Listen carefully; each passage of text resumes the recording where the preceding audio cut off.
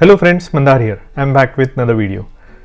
Today we'll talk about some of the questions that H1B people face when going to an appointment at a consulate. So when they are traveling abroad, they need to keep some certain things in mind before leaving United States. We'll also talk about the changes that consulates have announced in regards to the stamping process and in regards to the interview process. Now I have covered some of these topics in my previous video towards the end, but some people responded that please make a separate video so that we can focus on those topics. And I'll also talk about one interesting bill that impacts H1B that will not see the light of day, but that was in the discussion a few weeks back. I really did not want to talk about it, but some people insisted that I mention it in my video. So watch this video until the end and let's get started.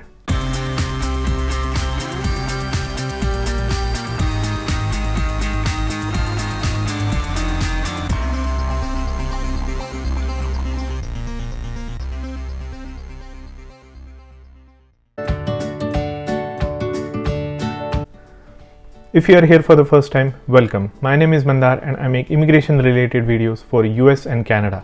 I'm not an immigration lawyer, so anything that I say on this video or on my channel is for information purpose only. And for your specific immigration needs, before you take any action, you should hire a competent immigration lawyer. Now there are a lot of people who are traveling abroad to India or their home country during the holidays or even in January, month of January. Now there are certain things to remember if you are on H1B. One of the important things is if you have an valid H1B in the United States and if it has expired, you need to apply for an extension if you qualify for that. Now before you leave for United States to go to India or wherever to make an appointment for your stamping, you need to make sure that you have an approved IN 797 petition, which is approval of your extension of your H1B in your hand before you go. Now while filling out this DS 160 form online, you will need information from your approved H1B approval or extension, which is I-797 form. So make sure that you have that form ready before you make an appointment and also before you leave the country, because it will be difficult for you if you get stuck outside of United States and if you don't have that approval notice or your extension of your H1B to go to the consulate to get your stamping done. So that was one important point I just wanted to remind everybody. So my advice is don't leave the US until you get your I-797 approval notice for your extension of your H1B visa before going to India. You will need that to make an appointment and also you will need that for your extension stamping. Now another question that some people have asked me is, as you know, for the backlog countries, for EB2 and EB3 specifically for India, it takes decades to get your green card. During that while you are on your H1 or L1 status, your kids may be with you and they may be on the dependent status such as H4 or L2 status. Now during this time, if you have filed for your green card and if the green card doesn't come before the kids turn 21, there is a high possibility that your kids will not be allowed to remain on your petition. That's because they age out and then they have to find their own specific visa to stay in the country. Now the specific question here is, if they are attending school or colleges, are they considered international student? The simple answer is yes. Depending on the university that you go, if you are not a permanent resident or a citizen of the United States, you are considered an international student.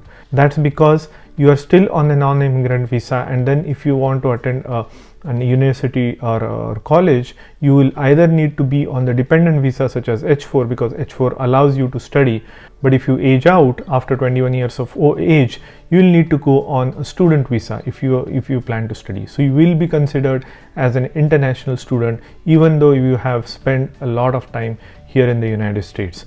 Now another thing to remember is, as an international student on F1, even though you have been on H4 for a long time, you'll still be subject to international fees. Now depending on which university you go to, they may have some provisions for you to get the resident fee. So if you have spent more than a year in a certain state, some of the state universities allow you or allow you to pay for the 50% concession fee, which is applicable to the residents of that particular state. So that is something that I just wanted to kind of clarify, because there were some questions about it. Now this is another common question that I get from a lot of people every now and then, that they have been that they are on the H1 or L1 visa status in the United States, their priority date is nowhere close because they are in EB2 or EB3 backlog countries such as India, and their priority date is nowhere close to becoming current in the next few years, at least 4 to 5 years, and they are contemplating moving to Canada. Now, as you know, I have said in my previous videos that there are a lot of companies that will allow you to do your current job from Canada. Basically, you will be living in Canada but will be working for the same company from the United States doing the same job sitting in Canada. So there are provisions like that, but not all companies allow you to do that. But if in case you are stuck in your current role because of the visa backlog here in the United States, and if you are considering moving to Canada, Canada is a great option. They give you a permanent residency within a year, depending on your qualifications and your points. Obviously, I have made a lot of videos on that, so do check out those videos. If you are eligible to get a Canadian permanent residence, that is much easier to get, and you can move to Canada. You can live there for a certain number of years and even get your citizenship. Once you get your Canadian citizenship, it is as good as US citizenship in terms of travel and flexibility to travel. Then you can make a choice if you want to come back to United States or remain in Canada, because now you have spent enough time over there that you are now settled over there. So that is a very good option if you are stuck in a long backlog and if your date is not going to be current in the next at least 4 to 5 years. Now, if you have specific questions regarding your situation, regarding moving to Canada, because I have done that in the past, I have gone through that process, I can give you personal insights and personal suggestion if you want to do that.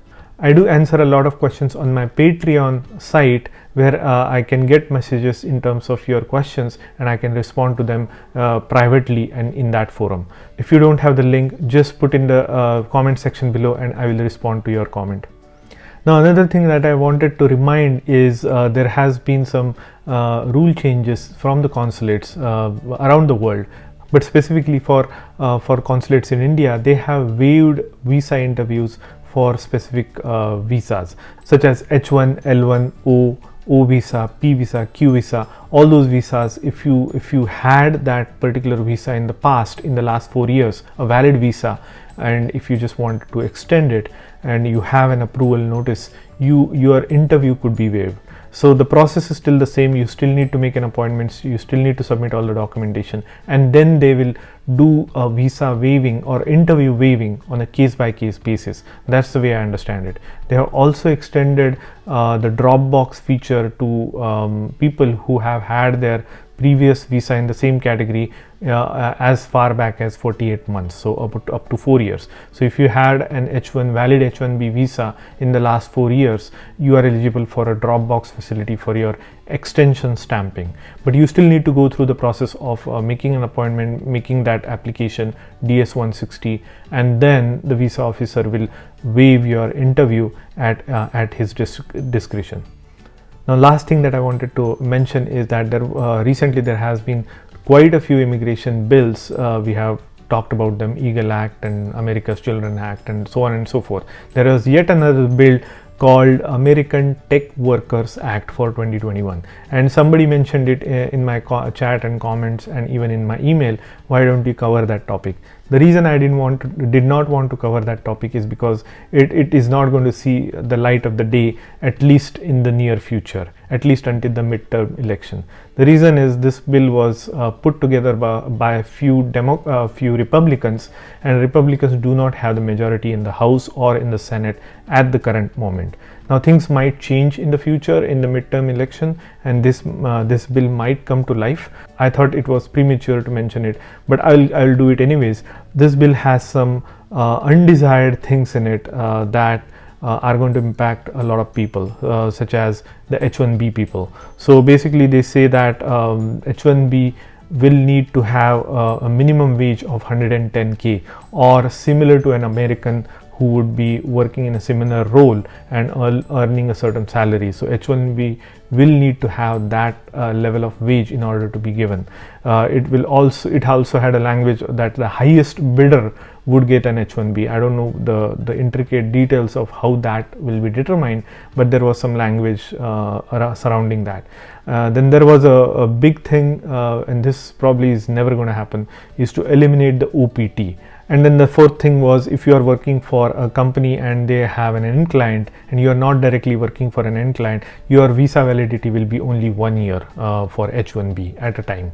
So those were the couple of provisions that were mentioned in this America's Tech Workers Act, which will not see the day of light in the Congress, at least in the near future, because Republicans do not have the majority. Things might change towards the end of the year in November elections, but at that time we'll talk about it if this comes to life. So that's all I wanted to talk to you about in terms of H1B. If you have any specific comments or any additional questions, do list them down in the comment section below, and I will make sure that I respond to them. And if you got value out of this video, please hit the like button and consider subscribing to my channel, and I'll see you in the next one.